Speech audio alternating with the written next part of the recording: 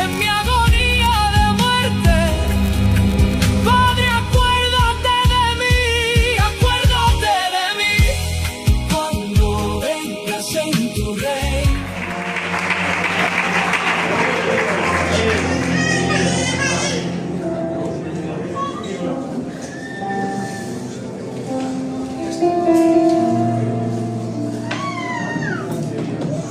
Gloria al Señor. Aleluya Jesús.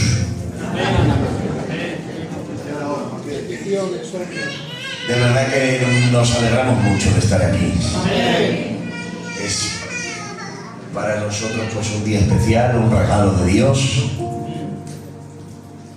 Llevo toda la tarde como con un nudo en la garganta, pues de ver cómo Dios ha mostrado su misericordia una vez más en casa, y podemos tener una tarde como esta, cosa que era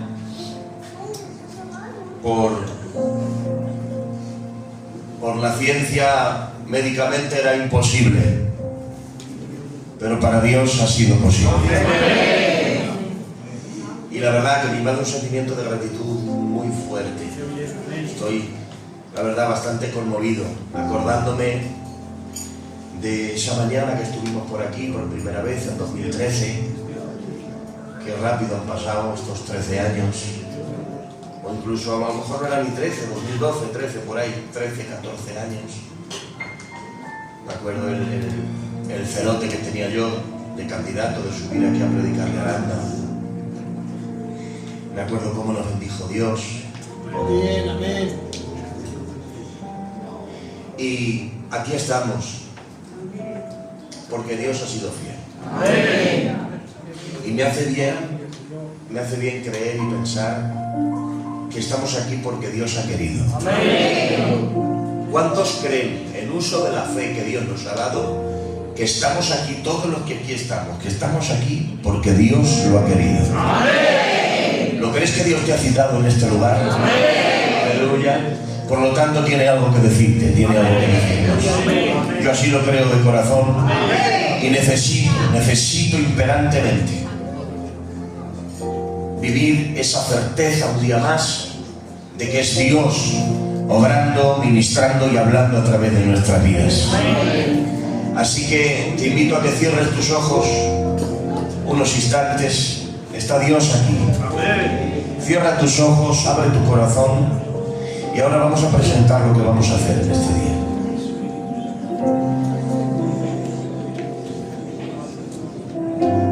Ay, papá. Gracias, Señor.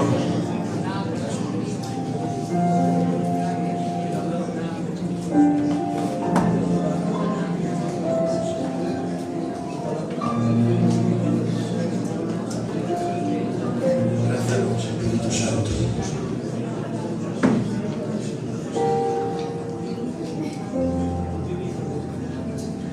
Gracias, Señor. Quiero pedirle a mi hermano Nene, siervo del Señor, que creo que le he visto por ahí, que haga el favor de presentarme en oración al Señor, si pudiera.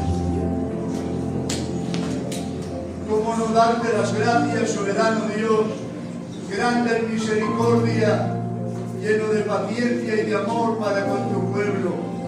Muchísimas gracias, Señor, por el día que hoy nos permites estar aquí. Gracias porque sabemos que es tu santa y hermosa voluntad la que hasta este día nos has traído, nos has ayudado y nos seguirás ayudando. Gracias, Señor, y en esta bendita tarde tu pueblo y tu iglesia te dice que como el siervo espera el salario de su Señor y la sierva el salario de su señora, así esperamos en esta tarde, oh Dios, tu palabra que venga.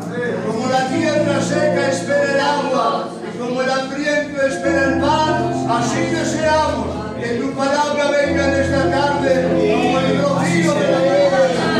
Señor, prestaré los dichos de tu boca a tu siervo, en nombre poderoso de Jesús de Nazaret. Habla con nadie, persona, para que tu palabra corra y sea glorificada. Señor, quiero darte gracias especialmente por nuestro hermano Noé en medio de nosotros.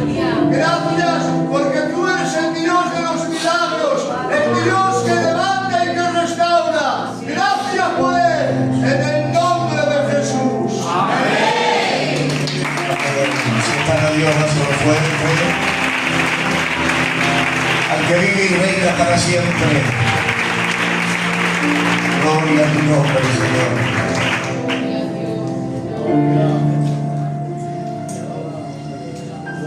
Carta a los Filipenses, capítulo 2, verso 9. Dice así la palabra del Señor. Por lo cual Dios también le exaltó hasta lo sumo y le ha dado un nombre que es sobre todo nombre, para que en el nombre de Jesús se doble toda rodilla de los que están en los cielos y en la tierra y debajo de la tierra, y toda lengua confiese que Jesucristo es el Señor, para gloria del Dios Padre. Amén a la palabra de Dios. Hay un nombre que es sobre todo nombre, y de ese nombre quiero hablarles en esta tarde. Para ello vamos a preguntar a la Biblia acerca de los nombres de Dios. Nombres de Dios a través de la Escritura, y cómo todos ellos desembocan en un único nombre, que es sobre todo nombre. ¿Están preparados? ¿Me acompañan a la palabra del Señor? Bien, para ello empezamos con algo muy básico, muy sencillo, que yo sé que ustedes saben, pero es bueno establecer desde los primeros minutos. Y es que no hay nombre de Dios que no tenga un porqué, un propósito y un significado. Cuando hablamos de los nombres de Dios es algo muy distinto al nombre que pueda recibir una persona, un hombre, una mujer. Un hombre o una mujer puede recibir un nombre por tradición de familia, puede recibir un nombre por corriente cultural de la época. Hay nombres que se ponen más en una época, otros que abundan en otra época, o simplemente por preferencia fonética. Este nombre suena bonito, este nombre se le pone. En otras ocasiones el nombre del cura que le bautizó, o el nombre del padrino que se dio la mano con el padre y quedaron de compadres. Cuando hablamos de los nombres de Dios es algo mucho más sagrado, es algo mucho más trascendente, es algo con un significado mucho más profundo. Los nombres de Dios tienen que ver con la revelación de su carácter, de sus atributos y de su naturaleza. Los nombres de Dios están destinados a decirnos quién es Dios. Y si hablamos de los nombres de Dios, hay al menos dos tipos de nombres que Dios recibe en la Biblia. Uno de ellos son nombres que sus siervos le ponen tras tener una experiencia con Él, y hay nombres que Dios se pone a sí mismo. Son dos fuentes distintas en las que en la Biblia vemos que se van acumulando nombres. Hay hombres de Dios que tuvieron vivencias con Dios, y tras esa vivencia con Dios descubrieron una particularidad de quién es Dios, y entonces dijeron: va a ser este nombre, y le añadían un nombre, un título. En cambio hay nombres que fue Dios mismo el que se los puso. Para ello tenemos que retroceder hasta Génesis, y entramos con el primer título que Dios se da a sí mismo. ¿Me deja que se lo comparta? Libro de Génesis, capítulo 17, verso 1. Dios se presenta a Abraham y le dice: yo soy el Dios Todopoderoso. Yo soy Elohim Shaddai, el Todopoderoso. Y quiero invitarte a que meditemos unos minutos en quién es Elohim Shaddai, el Dios Todopoderoso al que le adoramos. Esa palabra Shaddai, dicen los que saben, que tiene un origen que viene significando el seno que alimenta, haciendo alusión a que lo que el niño necesita no viene de fuera, está en el organismo de su madre. Dios ha establecido en la naturaleza que el primer alimento que el niño necesita está en el organismo de su madre.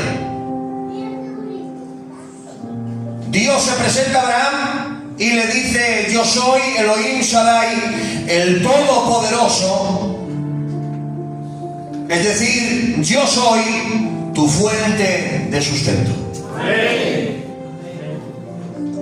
Y déjame recordarte algo tan sencillo como esto.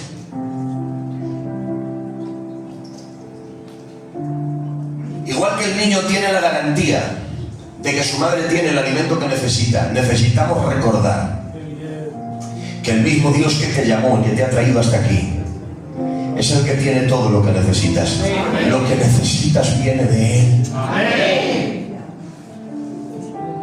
No busques en ningún otro lugar ni persona lo que solo Él te puede dar. Tenemos que entender la dimensión de lo que es el Dios Todopoderoso. Y eso nos hará no agarrarnos a recursos urgentes y no adecuados para un hijo de Dios. Entender la seguridad de quién es el Dios Todopoderoso, de lo que tiene Dios para nosotros, nos hará sobreponernos a la desesperación. Y no necesariamente agarrarnos a la primera cuerda que nos eche o pasar por la primera puerta que se abra. Un hijo de Dios no vive gobernado por la urgencia.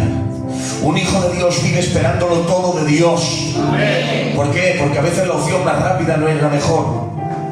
No todo lo que se presenta delante es provisión de Dios. No todo lo que se presenta delante es la mano de Dios, pero un hijo de Dios tiene que saber discernir, decirle no a lo que no viene de Dios y entender que tenemos a Elohim Shaddai, al Dios que todo lo puede, al que tiene todo lo que necesitas. Viene significando Shaddai, el suficiente para las necesidades de su pueblo. Y déjame que te recuerde algo sencillo y glorioso, y es que no hay ninguna de tus necesidades que no esté plenamente cubierta por la suficiencia, por el poder y por la grandeza del Dios al que le adoras y del Dios al que invocas. ¿Y por qué precisamente se presenta con este nombre Abraham? Claro, porque si algo caracteriza a Abraham como padre de la fe, es que vivió enfrentándose a lo imposible. No verás la historia de un hombre en toda la Biblia que se enfrente más a lo imposible que Abraham. El imposible era el hábitat natural de Abraham. Desde el principio que Dios le llama, la primera promesa que le da está basada en un imposible. Después lo manda a subir al monte Moriah y le dice: sacrifícamelo y ofrécemelo en holocausto. Es decir, tenía que prender fuego al cadáver, tenía que ofrecerlo como ofrenda quemada delante de Dios. Y el desafío de fe era no solo que Dios tenía que resucitar a Isaac, era que tenía que recomponer cada célula, cada molécula, cada átomo de su cuerpo, tenía que volverlo y después de recomponer el cuerpo de la ceniza, soplar vida sobre él y bajar andando del altar.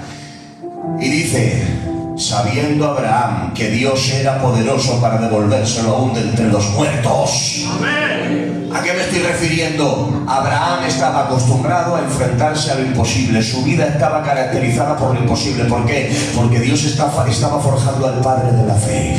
Y el padre de la fe no podía ser forjado en una vida cómoda, en una vida sin desafíos, en una vida donde todo va sobre ruedas, en una vida donde con dar a los botones se abren todas las puertas. No, el padre de la fe se tenía que forjar en enfrentamientos constantes con lo imposible. Pero ¿sabes cómo le vacunó Dios contra todo imposible?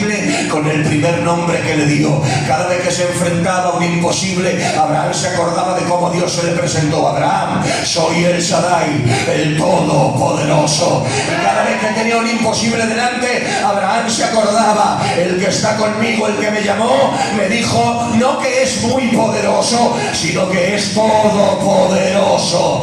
La consciencia de quién es Jehová el Shaddai, el Todopoderoso, nos hace sencillamente confiar en Él plenamente.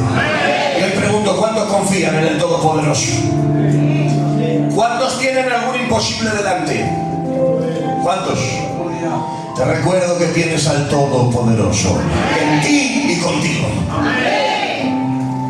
De ahí saltamos a Éxodo.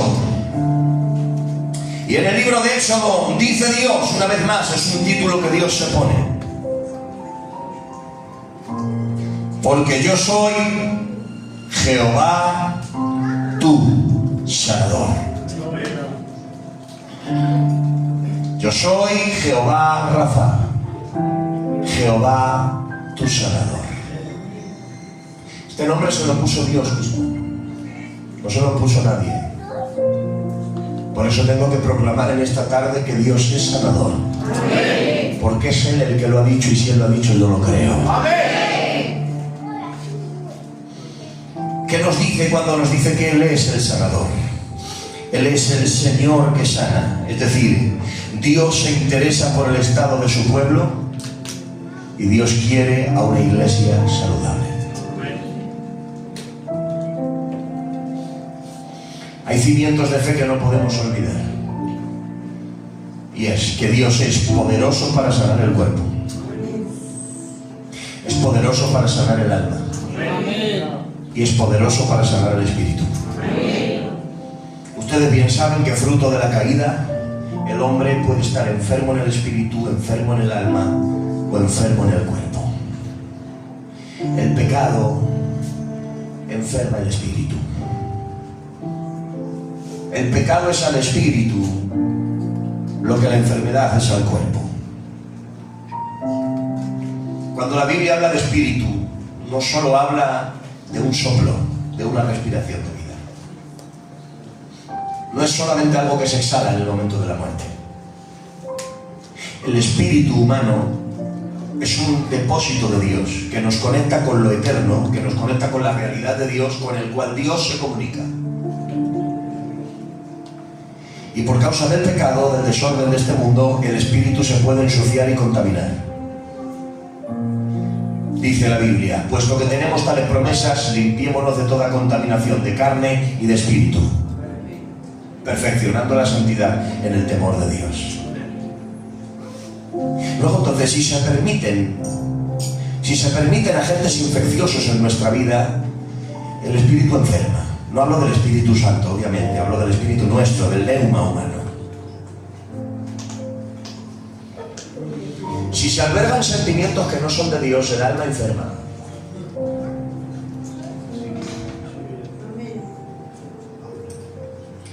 Y si se desarrollan hábitos de desorden, de descuido, de excesos, lo más normal es que el cuerpo enferme. Son leyes naturales establecidas. Pero me atrevo a decir que Dios quiere una iglesia saludable. El Dios que se revela en su palabra es un Dios que quiere una iglesia saludable. Dios es poderoso para sanar en todas las áreas. Por eso, si hay aquí alguien enfermo en el espíritu, que siente el dolor, el malestar de haber dejado entrar el pecado con esa enfermedad espiritual, hoy digo: está aquí el sanador. Su sangre sana, su sangre sana el interior de todo pecado. Si hay alguien con una dolencia en el alma, rencor, amargura, desilusión, desesperanza, a veces alimentamos pensamientos, alimentamos ciclos de pensamientos, nos creemos mentiras del enemigo que acaban sembrando el alma de cosas infecciosas, conversaciones. A veces bebemos de fuentes que enferman por dentro. Y según la Biblia, hay cosas que se albergan por dentro, que hacen enfermar por dentro. Pero también tengo una buena noticia: la palabra de Dios es medicina. Aleluya. Dice: envió Dios su palabra y los sanó y los libró de su ruina. Y si hay alguien aquí enfermo, con fe para recibir un milagro en el cuerpo, también tengo que decir que Jehová Rafa, nuestro sanador, es más poderoso que cualquier enfermedad. ¡Aleluya! Santiago capítulo 5, verso 15. Vemos a Jehová Rafa en acción. ¿Está alguno enfermo? Llame a los ancianos de la iglesia y hagan oración por él, ungiéndole con aceite en el nombre del Señor Jesús. La oración de fe salvará al enfermo, atención, y el Señor lo levantará. Y si hubiere cometido pecados, le serán perdonados. Y continúa diciendo: confesad vuestras ofensas unos a otros y orad unos por otros para que seáis sanados. ¿Te has dado cuenta que En todo el recorrido del texto está hablando de sanidad en distintas áreas. La oración de fe salvará al enfermo y el Señor lo levantará, sanidad física. Si hubiere cometido pecados, le serán perdonados, sanidad espiritual. Confesad vuestras ofensas y orad unos por otros para que seáis sanados, sanidad emocional. Dios te quiere sano. Jehová Rafa es nuestro sanador. El problema viene cuando no queremos ser sanos. Déjame que te hable con mucha confianza y muy directo. Cuando me acostumbro a lo que me limita, a lo que me enferma, a lo que me impide crecer, a lo que me impide disfrutar de Dios, me acostumbro y me quedo ahí. Por algo le pregunta el Señor al de Betesda: ¿quieres ser sano?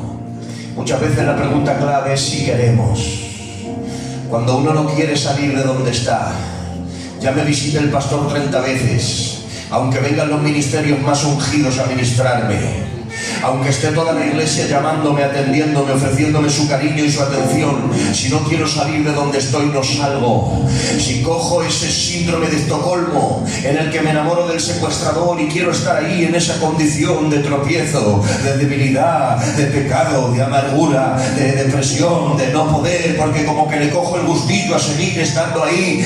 Pero yo creo que no hay nada mejor que ser visitado por la mano sanadora de Dios, porque cuando uno no quiere salir de donde está, no sale, pero en cuanto uno se dispone y dice: si quiere puede limpiarme, la mano sanadora de Dios es poderosa para sanar a todos los niveles. ¿Cuántos adoran al sanador en esta tarde?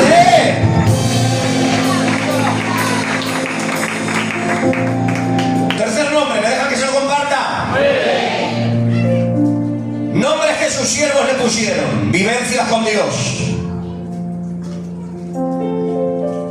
Gedeón tuvo una vivencia con Dios, creía que iba a morir, Dios se le apareció, Dios le habló, Dios le mostró su propósito y además lo sacó con vida. Después de haber pasado por todo ese proceso de Dios, Gedeón se dio cuenta que su alma estaba en una condición por dentro antes del encuentro y en otra condición después del encuentro. Cuando Gedeón vio en su persona los frutos de haber tenido ese encuentro con el Señor, dice: y edificó allí Gedeón altar a Jehová y lo llamó Jehová Shalom. Jehová Shalom, el Dios de paz.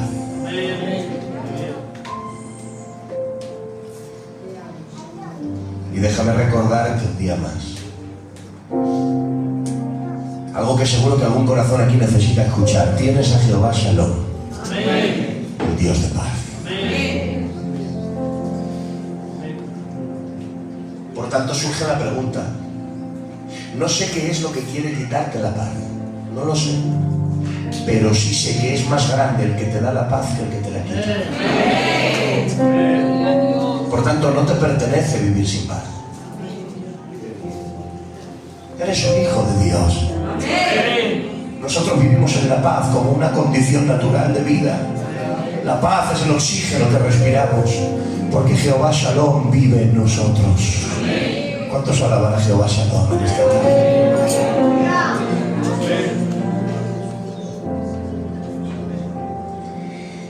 ¿Y qué contrastes? De aquí saltamos a otro nombre.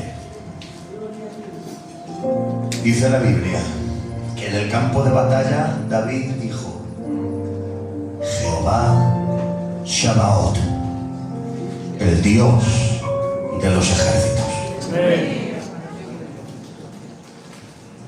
El mismo Dios que para ti es el Dios para los enemigos es Jehová Shabaot. ¿Por qué? Porque precisamente por todas las guerras que ha ganado y gana Él, nosotros podemos vivir en paz.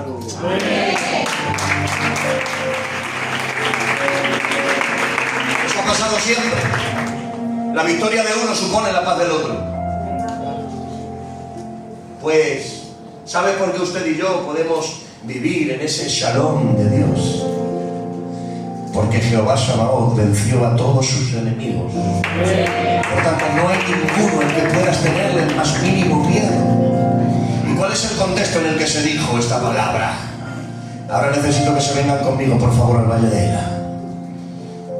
2,92 metros, armado hasta los dientes. Saúl no puede hacer nada, sus valientes no pueden hacer nada. Sale este pastorcillo, que trayectoria como guerrero no tiene, pero experiencia matándose con osos y leones en privado sí que tiene. Que no sabe de blandir espadas ni andar con armadura, pero sí sabe depender de Dios y confiar de Dios en los momentos imposibles.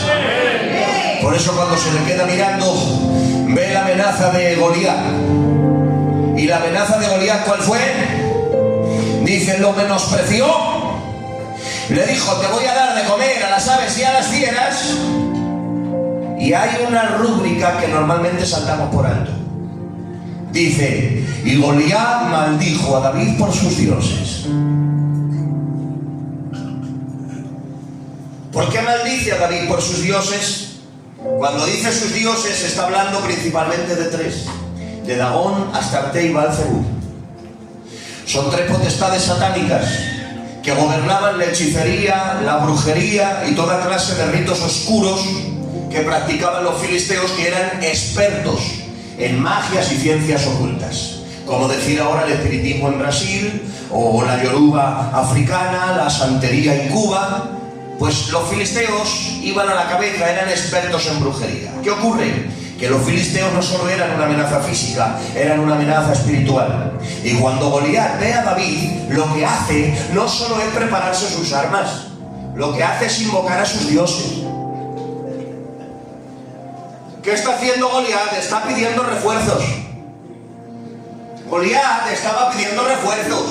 Que sus dioses aparecieran en el campo de batalla para que anularan a David. Y yo ahí tengo que decirle, Goliat, tan seguro no está cuando llamas a tus dioses para que te protejan y para que te defiendan. Eso me está diciendo que cuando ha visto a David, ha visto algo en él, ha identificado algo, que ha dicho, voy a necesitar la ayuda de mis dioses. Y maldijo a David por sus dioses, invocando poderes de brujería y de hechicería filistea para que acudieran al campo de batalla para hacerle daño a David. Estaba elevando la batalla al mundo espiritual. Por eso la respuesta de David fue responder completamente acorde. Goliat, si esto fuera una batalla física, una batalla de hombres, no te duro un asalto, no puedo contigo, pero has cometido el peor error que podías cometer. Ha sido llamar a tus dioses y elevar la batalla al mundo espiritual. Porque ahora escucha mi respuesta. Yo vengo a ti en el nombre de Jehová, Dios de los ejércitos, Rey de los escuadrones de Israel, a quien tú has desafiado. Y ahí David invocó un nombre. Yo vengo en nombre de Jehová Sabaoth, Jehová, el que defiende a su pueblo. ¡Ey, Macayanas hay! Jehová Sabaoth, el Dios de los ejércitos. El nombre de Jehová Sabaoth identifica a Dios como la autoridad suprema sobre todas las fuerzas del universo. Jehová Sabaoth, el Dios de los ejércitos en plural. Y esa palabra ejércitos me llama mucho la atención. Y me atrevo a decir, con la Biblia en la mano, que Dios tiene ejércitos en plural. Dios tiene un ejército terrenal, que es la iglesia.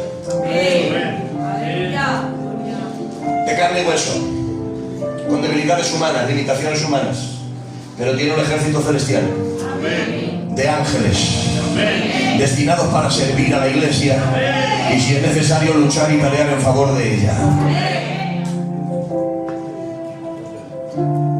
¿Por qué? Porque las batallas que libramos van mucho más allá de lo que podemos ver. El origen de nuestra batalla está en el mundo espiritual. Por eso lo que no puedo hacer es luchar una batalla espiritual con medios carnales. que no van a ninguna parte. Hay que entender el origen de la batalla y hay que entender qué es lo que necesitamos y qué es lo que hay que orar y en qué dirección hay que clamar y de qué manera hay que hacerlo, viendo el origen espiritual de las cosas. La buena noticia es esta: como Dios tiene dos ejércitos, lo que hace es que uno se comprometa con el otro. Y al ejército del cielo no lo utiliza para predicar la palabra de salvación, ni para sembrar el evangelio. No, porque el ejército del cielo no ha experimentado el poder de la redención en ellos. No ha experimentado lo que es ser bañado en la sangre de Jesucristo. No han experimentado lo que es caer en pecado, pero luego volver y ser salvos. Ellos no están habilitados para predicar la palabra de salvación, pero usted sí. Usted ha vivido lo que es ser regenerado por el poder del Espíritu Santo, perdonado por Dios, limpiado por la sangre de Cristo. Ese trabajo no es de ningún ángel, es el trabajo de la iglesia de Jesucristo, de los hijos de Dios. Pero el complemento aparece cuando hay momentos en los que la iglesia, como un ejército terrenal de carne y hueso, tiene sus limitaciones. Y hay lugares donde no llegamos. Y hay leyes naturales que nos limitan. Ejemplo, libro de los Hechos. Han decapitado a Jacobo y han dicho: Pedro es el próximo. La iglesia están reunidos, están clamando y no pueden. No pueden meterse a sacar a Pedro, porque hay unas leyes naturales que le limitan. Pero la iglesia entiende que hay algo que se puede hacer. Dice: y la iglesia hacía sin cesar oración a Dios. Pedro. Y empezaron a clamar y a clamar y a clamar. No llegaban a la cárcel, pero sus oraciones llegaban al cielo. Llegaron al cielo. Y entonces el trono de Dios empezaron a llegarle fax, empezaron a llegar correo de oraciones. Todos venían de la misma casa, todos venían del mismo lugar. A ver qué pone. Y era: danos a Pedro, Señor, danos a Pedro. Jacobo ya está contigo, pero necesitamos a Pedro. Necesitamos esta columna de la iglesia. Déjalo con nosotros, Señor, sácalo de donde está. Empezaron a llegar correo y el trono de Dios dijo: petición aprobada. Y cuando el trono de Dios dijo petición aprobada, ¿qué hizo? ¿Mover a alguien de la iglesia? No, la iglesia tenía sus limitaciones. La cárcel, las murallas, las puertas lo limitaban. ¿Qué hizo Dios? Enviar a uno de su ejército que no le limitaban ni las cárceles, ni las puertas, ni las murallas, ni los barrotes. Y dice: y a medianoche un ángel del Señor apareció y le dijo: Pedro, vengo a llevarte, sal de aquí que nos vamos. Envuélvete en tu manto, ponte las sandalias. Tú haz lo posible, yo no te voy a vestir. Haz lo que tú puedes hacer, pero con la cárcel tranquilo, que las puertas se abren, que las murallas se abren, porque donde llegan las limitaciones físicas de la iglesia, tranquilo. Dios tiene ejércitos celestiales para movilizarlos en favor de la iglesia. Usted se da cuenta que hay muchas veces que no lo has visto, no te has dado cuenta, pero has sido escoltado por guardaespaldas del cielo que te han ido protegiendo. La iglesia necesita volver a ser consciente de esto. Estás rodeado, estás escoltado. Dios tiene un ejército celestial al servicio del terrenal, que pueden cruzar el universo en milésimas de segundo.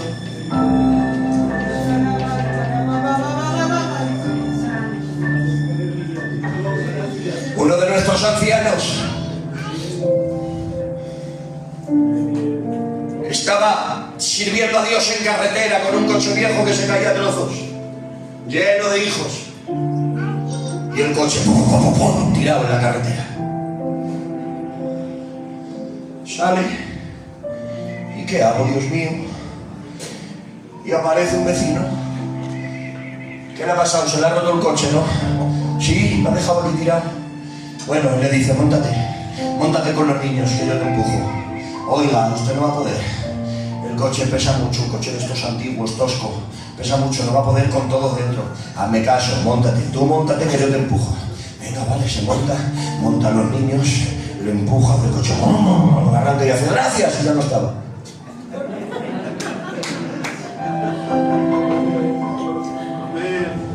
Tenemos otro de nuestros ancianos que pena que para hablar de experiencias hay que hablar de los ancianos.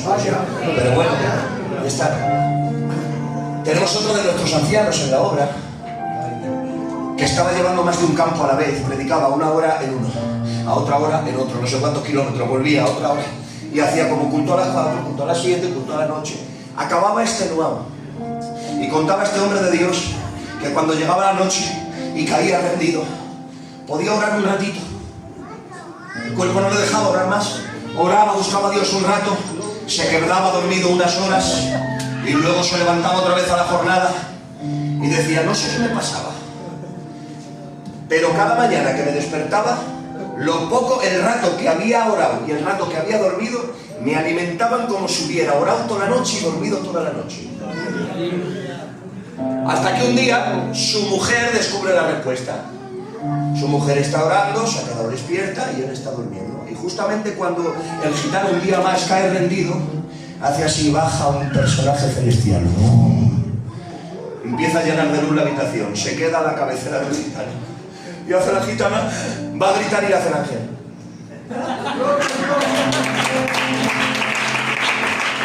Que no lo despertara.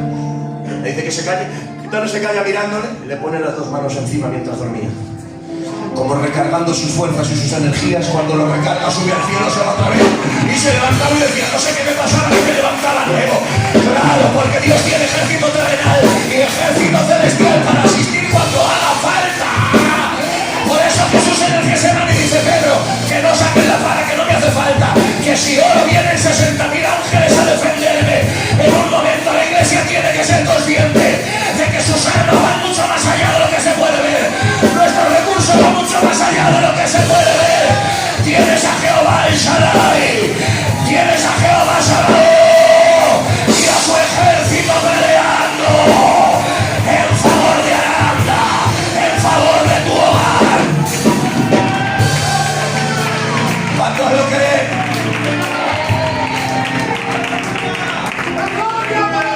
Te adora mi alma. Bien, parece que está todo dicho, pero necesito 2 nombres más. Llevo 34 minutos, me dais un ratito para y aquí vamos llegando a la esencia. Dice Dios en su palabra. Moisés le pregunta, cuando me preguntan que quién me envía, ¿qué les voy a decir? Y le dice, diles, el yo soy me envía. Yo soy.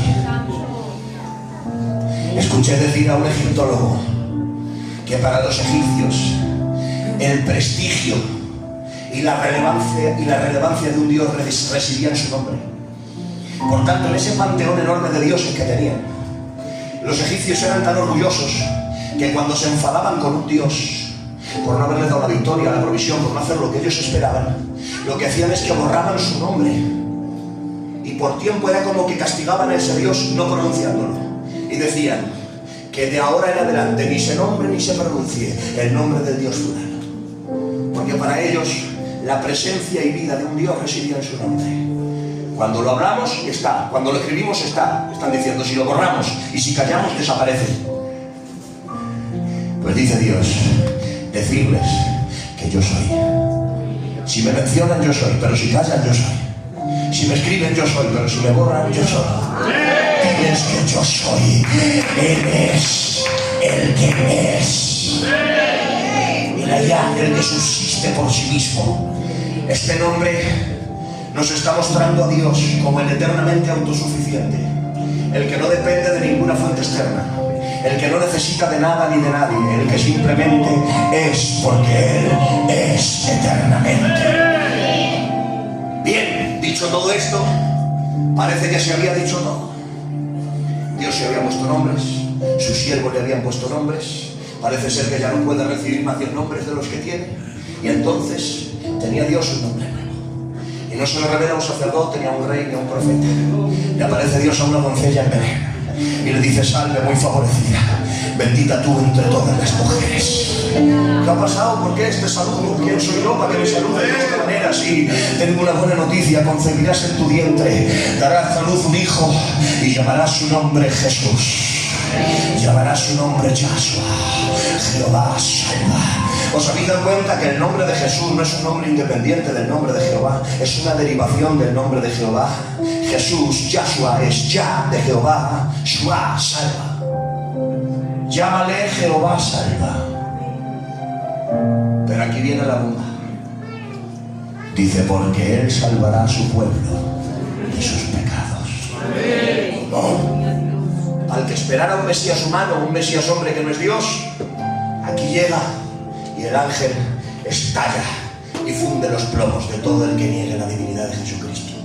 Fíjense, María, ponle Yahshua, Jehová salva. ¿Por qué? Porque Él, el niño, salvará a su pueblo. ¿Te das cuenta? Ponle Jehová salva, porque Él salvará. Jehová salva, porque Él salvará. Ponle a este niño que Jehová salva. ¿Por qué? Porque Él, ¿quién? El niño, salvará. Está diciendo, no es un medio de salvación. Moisés fue un medio para la liberación. Isaías fue un medio para recibir la profecía. Abraham fue un medio para recibir pactos y promesas. Pero cuando habla de Él, no le menciona como un medio, como un utilizado por Dios. No, dice, ponle Jehová salva, porque Él, el niño, salvará. Jehová salva, porque Él salvará. Está diciendo, este no es un medio. Y todo judío sabe que la salvación es de Jehová, que solo Dios puede salvar.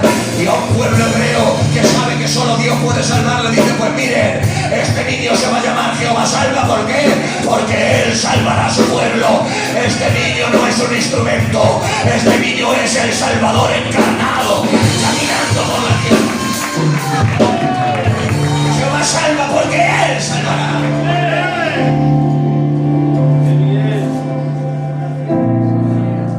Dios, el ángel estaba dando a entender que tenía que recibir ese nombre porque Jesús era el rostro salvador del mismo Jehová.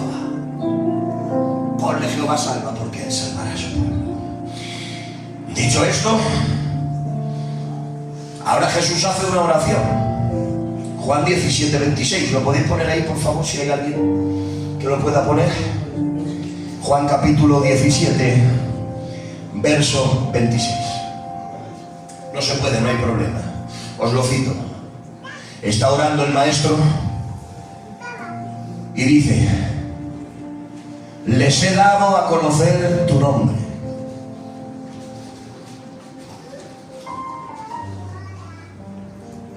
Les he dado a conocer tu nombre.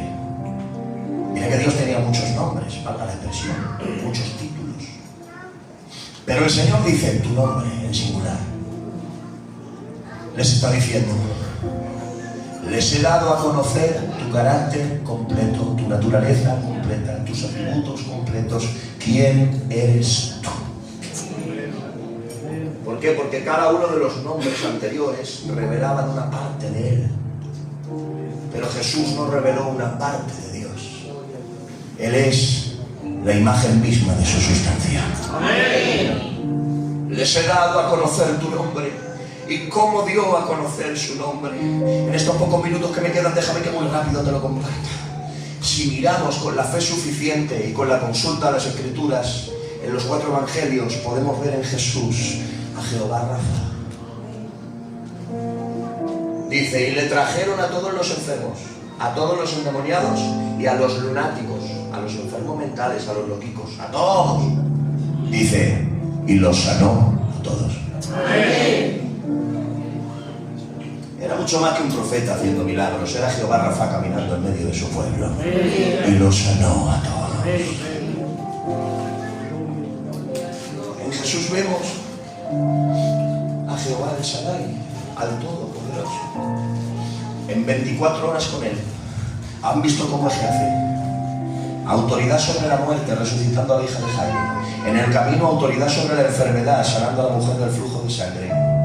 Después, autoridad sobre las matemáticas y sobre la física, alimentando con la merienda de un muchacho a más de 5.000 personas, sin contar mujeres de niños y mujeres ni niños. Y por si fuera poco, ya camino a Gadara, en el camino ejerce autoridad sobre la naturaleza, se pone de pies y ejerce autoridad sobre la naturaleza.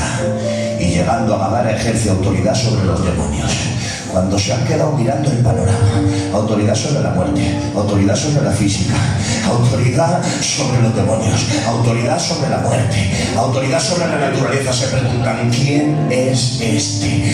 ¿Quién es este? Se dan cuenta los discípulos preguntando, ¿quién es este? ¿Cómo preguntas quién es este? Si estás con él día y noche, si comes y cenas con él, si sales con él por pueblos, ciudades y aldeas, le escuchas predicar a diario, le ves hacer milagros a diario y preguntas quién es este, y te podrían decir, es que no nos deja de sorprender. Cuando creemos que lo hemos visto todo, volvemos a ver una dimensión mayor, y después de esa otra mayor, y después de esa otra mayor, porque tengo que recordarle a los discípulos de Cristo aquí que todavía Dios puede sorprenderte, todavía puedes ver algo de Dios que no te imaginas.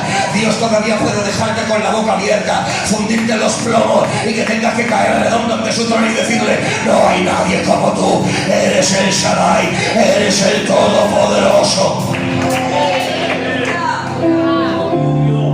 En Jesús vemos a Rafa, al Shaddai y a Jehová Shalom.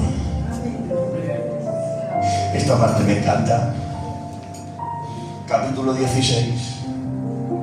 Están con la pena de que el Señor se va. Imagínate, 3 años con él y ahora te dice que se va. Si es a veces en la despedida de algunos pastores y nos entra el lloro, la pena, la fatiga, imagínate que se va Jesús después de 3 años con él. ¿Cómo estaban los corazones? ¿Y ahora qué vamos a hacer sin él? ¿Y ahora dónde va? ¿Ahora cómo nos enfrentamos a Roma sin él? ¿Cómo nos enfrentamos a la religión, a las autoridades judías sin él? ¿Cómo andamos en este mundo tan peligroso sin él? Y estaban tristes y miraos.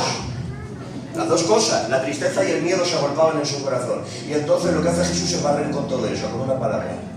Escuchad, chavales, mi paz os dejo. La paz os doy. En primera persona. No dice voy a orar para que Dios os dé paz, porque solo Dios puede dar paz. Pero no dice voy a pedir para que recibáis paz. Voy a pedir para que el Padre os dé paz. No dice que va a orar por ella. Tiene autoridad para dar paz. Dice mi paz os dejo, la paz os doy. Eso es mucho más que un hombre de Dios animándote. Eso es Jehová Shalom encarnado diciendo yo te doy mi paz. Mi paz os dejo, la paz os doy. Yo no os la doy como el mundo la da. No se turbe vuestro corazón ni tenga miedo. En él vemos a Rafa, vemos al Shaddai, vemos a Jehová Shalom y como no a Jehová Sebaot, el Dios de los ejércitos, el vencedor en batalla. Hay un texto que relata a Cristo como Jehová Sebaot. Lo cito y hagan lo que quieran. Dice Pablo, y despojando a los principados y a las potestades, los exhibió públicamente, triunfando sobre ellos en la cruz. Calvario fue la derrota definitiva de las tinieblas, la victoria definitiva de la luz. Jehová Sebaot. Pero queda un nombre para encontrar en Jesús, y con este acabamos. 45 minutos. Y en el último relato de este nombre me bajo. ¿Me acompañan? ¡Amén! Dios dijo, diles que yo soy. Señor Jesús, dinos algo más de tu nombre. Y dice Jesús, atención, Mateo 14, 27. Se han quedado solos en el mar en medio de una tormenta. El mar se va a tragar la barca. Y en medio de la niebla aparece andando sobre las aguas. Y dice, tened ánimo, yo soy, no temáis. Ese yo soy es el que le da autoridad para decir no temáis. La única manera de hacerte que no temas es demostrarte que soy más fuerte que lo que temes. Cuando Jesús aparece andando sobre la tormenta diciendo soy más grande, soy más poderoso que aquello que tú temes, dice dos palabras que solo estaban al alcance de él. Yo soy. ¿Que tú eres quién? Yo soy. Y ahí lo deja, no dice soy yo. Yo soy. Bueno, ¿será confianza? ¿Será coincidencia? Pues si a lo mejor alguien no lo quiere ver y dice, no, estaba diciendo yo soy Jesús, estaba diciendo soy yo. Vale, pues vamos a otro texto. Juan capítulo 8, verso 24. Sus enemigos envidiosos, sus detractores delante de él, llenándose de argumentos contra él, y les dice, atención, en vuestros pecados moriréis porque no creéis que yo soy. Vale, Señor, ¿que tú eres qué? Lo normal, después del sujeto y el verbo yo soy, tiene que venir algo, ¿no?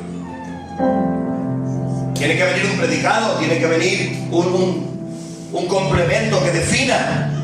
Yo soy el pastor, yo soy el obrero, yo soy el hermano, yo soy el tío, yo soy el rey, yo soy algo. Cuando alguien dice yo soy, tiene que venir algo detrás. Pero él dice yo soy y no deja ahí. En vuestros pecados moriréis porque no creéis que yo soy. Y como hebreos lo entienden también, que le dicen, no te apedreamos por obra buena, sino porque siendo hombre te haces Dios. Ah, lo habéis entendido. ¿Entendéis que al decir no creéis que yo soy, lo que está haciendo es atribuirse el título del yo soy, el título del que habló en el monte Sinaí, el título del que habló en el monte Oreb? En vuestros pecados moriréis porque no creéis que yo soy. Y además os digo una cosa, vuestro padre Abraham, que decís que vuestro padre creyó que había de ver mi día, y lo vio y se gozó. Aún no tienes 50 años y dices que has visto a Abraham, y dice, bueno, pues si la otra te ha sorprendido, prepárate para esta. Antes que Abraham fuese, yo soy. Lo normal, gramaticalmente, es que diga antes de que él fuese, yo era pretérito imperfecto, o yo fui pretérito perfecto, pero no, dice antes que él fuera, yo soy. En presente, ¿qué estás diciendo, Señor? Sencillamente que yo soy en el pasado, yo soy en el presente, yo soy en el futuro. Estoy por encima del tiempo, estoy por encima del trono, estoy por encima de lo que a ti te envejece. Yo soy. En vuestros pecados moriréis porque no creéis que yo soy. Y antes que Abraham fuese, yo soy. Cada vez le daba más rabia escucharlo decir eso, que se hace Dios. Y entonces llegan a por él al Getsemaní. Y cuando llegan a poner al Getsemaní en medio de la oscuridad con las antorchas, da un paso adelante, no hace falta que le busquen, y dice, ¿a quién buscáis? Dicen a Jesús Nazareno. Y dice, bingo, tengo dos palabras, yo soy. Y cuando dijo yo soy, retrocedieron y cayeron a tierra. ¿Por qué se caen al escuchar yo soy? Porque en ese yo soy hay una autoridad que trasciende la tierra, hay una autoridad que trasciende los cielos. Yo soy. Y entonces llegan y dicen, mira, para que no digas más yo soy, para que no te pongas más ese título, te vamos a clavar en una cruz. Y entonces lo llevan al Calvario. Y cuando lo llevan al Calvario se saltan una parte, se saltan el titulus, esa tradición romana jurídica que dice que el crucificado tiene que llevar una tabla, o bien colgada al cuello, u otro la tiene que llevar a su lado. Una tabla en la que diga el nombre del acusado y el delito por el que se le condena. Y con Jesús se lo han saltado. No hay títulos. Claro, porque había que poner un delito. Y la única vez que fueron honestos en toda su vida dijeron, no hay nada que escribir, sabían que no había ningún delito que poner. Entonces se saltan en títulos. Y llega a la cruz sin títulos, sube la vía dolorosa sin títulos. Y una escritura apócrifa paralela a la palabra especifica el momento donde vino la tabla. Y dice, al levantar la cruz, vino la tabla, el titulus, y no venía de ningún judío. Vino de parte de Pilato. Pilato tuvo la inquietud de que no muriera sin la tabla. Y cuando traen la tabla de parte de Pilato y la ponen ahí, en la tabla que tenía que poner un delito, pone Jesús Nazareno, rey de los judíos. Lo ven y se manifiestan y dicen, Pilato, no pongas eso. Aunque él dijo que era el rey, pero no pongas rey de los judíos. Y dice Pilato, lo que he puesto, puesto está. No hay vuelta atrás, lo siento. Bueno, ¿y qué pasa? ¿Qué es lo que les vuelve tan locos por ver una escritura ahí? Señores, porque estaba en 3 idiomas. Los católicos siempre ponen el INRI, Iesus Nazarenus Rex Iudaeorum en latín. Pero lo que les hizo manifestarse, lo que les dio urticaria, lo que les dio una angina de pecho y se murieron cuando lo vieron, fue la escritura hebrea. La escritura hebrea decía, Yeshua Janos Dribemele Callejudim. Le crucifican para que ya no diga más yo soy. Y resulta que las iniciales de Yeshua, Janos, Dribebele, Calle Judí, Jesús Nazareno, Rey de los Judíos son Yo, G, Tav, G, Y, H, V, H, las letras de aquel nombre que recibió Moisés cuando Dios dijo: diles, yo soy. Ahora la ven en el Calvario. El Cordero que está en la cruz lleva un título y ese título dice: le queréis manchar su nombre, queréis pegarlo en la cruz. Y utiliza un romano que no sabe lo que hace para recordarte otra vez: este es el yo soy. Al yo soy será la gloria. Y ahora termino como he empezado y creo que suena de otra manera, por lo cual Dios también lo exaltó hasta lo sumo y le ha dado un nombre que es sobre todo nombre. Allá va, para que en el nombre de Jesús se doble toda rodilla de los que están en el cielo, en la tierra y aún debajo de la tierra, y toda lengua confiese: Jesús es el Señor. Él es el Señor. Si es para él, hazlo fuerte. Su nombre es sobre todo nombre. Su nombre es sobre todo nombre. Puedes aplaudir un momento más. Ahí. Algún coro cante del nombre de Jesús, por favor. Aplauden un minutito, por favor, que es para él. Para su gloria. Aplaudamos a Yo Soy, iglesia.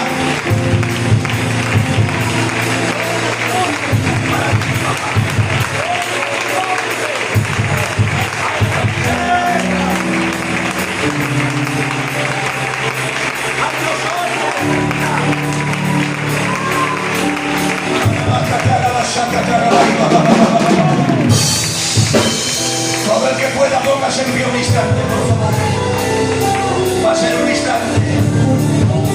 Pero hoy quiero proclamar que la gloria de ese nombre está aquí en este lugar. El nombre sobre todo nombre está siendo invocado en este lugar. Por eso hoy digo: ¿cuántos invocan ese nombre? Cuando lo invocan, y todo el que invocar el nombre del Señor será salvo. Hay tanta autoridad en ese nombre que te pasa de condenado a salvo en un instante. El que invoca su nombre será salvo. Sanos en su nombre. Dice él: en mi nombre echarán fuera demonios. Su nombre es autoridad suprema. Todo el que pueda, levante sus manos al cielo e invoca su nombre ahora.